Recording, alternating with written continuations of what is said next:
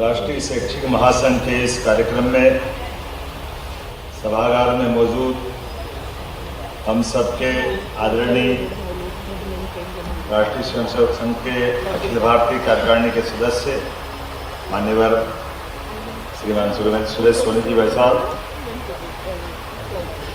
अभी जिनने हमारे बीच अपना मार्गदर्शन दिया, परम पूज्य बाल योगी उमेश नाथ जी महाराज साहब, पीठाधीश्वर वाल्मीकि धाम, मंच पर ही मौजूद शिक्षा मंत्री श्रीमान राव उदय प्रताप सिंह जी, श्री महेंद्र सिंह जी संगठन महामंत्री, प्रोफेसर नारायण लाल गुप्ता जी अध्यक्ष अखिल भारतीय राष्ट्रीय शैक्षिक महासंघ, डॉक्टर गीता भट्ट जी, डॉक्टर छत्रवी राठौर जी, आज यहाँ जिनका सम्मान हुआ है प्रोफेसर कुसुम लता केडिया जी, प्रोफेसर रामचंद्रन जी जो तमिलनाडु से हमारे बीच आए हैं, प्रोफेसर के अग्रवाल जी, इस अवसर पर मौजूद आप सब एक एक करके हमारे तीनों सम्मानित होने वाले बंधुओं ने अपना मनोगत बहुत अच्छे से रखा।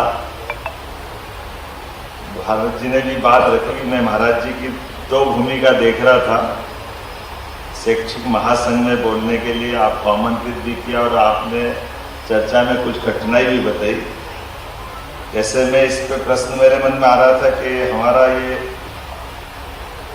गुरु पूर्णिमा से एक प्रश्न उलझता है, हमेशा इसका रास्ता हमने निकाला था इस बार सरकार के नाते से कि गुरु पूर्णिमा पे शिक्षकों का सम्मान करना चाहिए कि नहीं करना चाहिए। गुरु और शिक्षक में जो अंतर है ये बड़ा चुनौतीपूर्ण मुद्दा है जिसको उठा करके मैंने गलती कर दी है, लेकिन मैं महाराज में वो उसका उत्तर ढूंढ रहा था।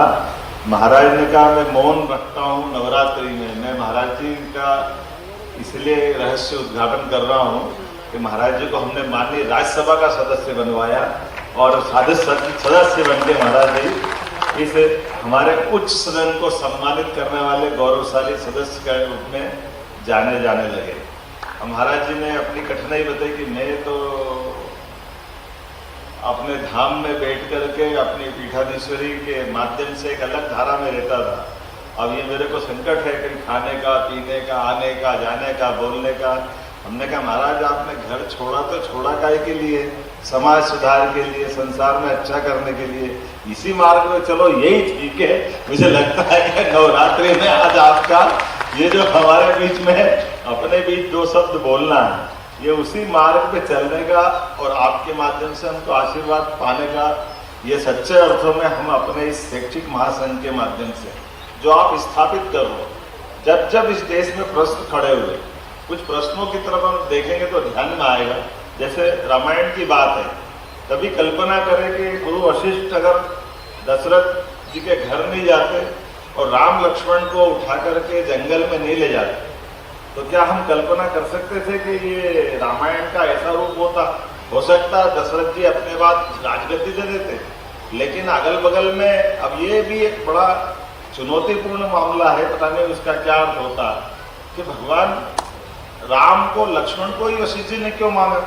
दशरथ तो बहुत समर्थ राजा था, सेना भी बड़ी भारी थी, तो ऐसे में वो सेना ले जाने के लिए जब बात उनका मेरी सेना ले जाओ, नहीं बोले, महाराज ने मना कर दिया, वशिष्ठ जी ने बोले नहीं चाहिए।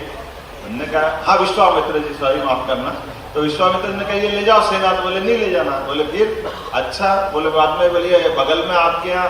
अब कभी कभी मैं मुख्यमंत्री होने के नाते से उसका अर्थ निकालता हूँ कि जब हमारी कोई व्यवस्था में कमी रहती तो कोई ऐसा मार्गदर्शन करने वाला भी आता है कि जो सत्ता के तंत्र में कोई घुन लग जाता है, तो उनने कहा नहीं, इनसे नहीं, एक तरह से वो कांच दिखाने के बराबर भी कि दो बालक अपने पुरुषार्थ पराक्रम से उनने वो इतने बड़े अत्याचारी राक्षसों का अंत कर दिया।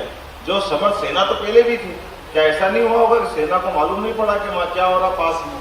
ऐसे कई घटनाक्रम होंगे, लेकिन जब विश्वामित्र जी ले गए तो ले जाने के बाद देखा कि न केवल उनका अत्याचार का अंत हुआ, बल्कि आगे जाकर के धनुर्यज्ञ भी हो रहा था और सीता माता को भी लेकर के आए।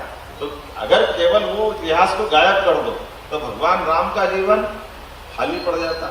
ऐसे में मान के चलता हूँ भगवान कृष्ण के बारे में बात करें तो भगवान कृष्ण के बारे में कंस को मारने के बाद शिक्षा की महत्ता क्या है, लेकिन इस पे बात तो बहुत होती सांदीपनी आश्रम में, लेकिन सांदीपनी जी के जीवन के पक्ष को बात करने में थोड़ा अभी इतिहास पे ध्यान देने की जरूरत है।